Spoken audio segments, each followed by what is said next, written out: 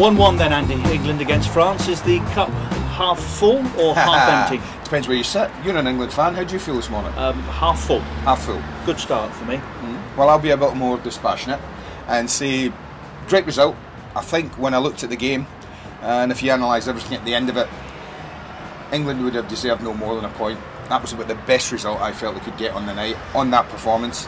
2 attempts at goal, none in the second half. Dominated in possession, the French were. Dominant in chances that they created.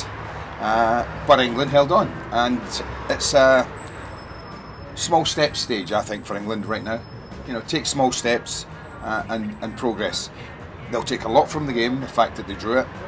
They worried the French occasionally when they broke away with their pace, with Ashley Young and Welbeck particularly, but they didn't do it often enough, Richard. And that age-old feeling of England, when they get the ball, to keep it long enough. We talked to Terry Venables recently and he said that's the one thing he thinks England need to improve on more than anything. I don't think they improved that much on that last night. So they'll have to do that better against Sweden, and they probably will.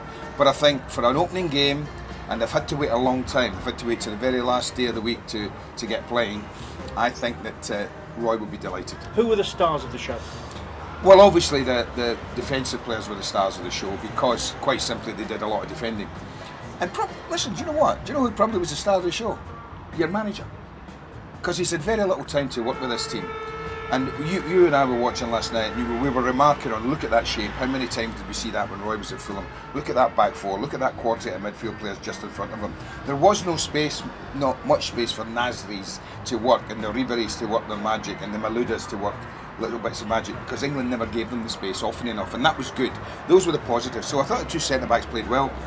I thought Ashley Cole played well. Gerrard and Parker, although they didn't do an awful lot in the attacking sense, they contributed hugely to the draw by the way they sat in front of the back four, protected them. And in fairness, what I did like was that Steven Gerrard did try and get forward as often as he could when the opportunity arose. Scott Parker just sat. That's what they need to do. So overall, the best performances were at the back. Danny Welbeck didn't have much to go on at all. It was a very frustrating night for the young kid. And Ashley Young, when on the ball, looked half decent, created a brilliant chance for Milner. A lovely little through ball and a great run that, you know, he'll probably think he should have scored with.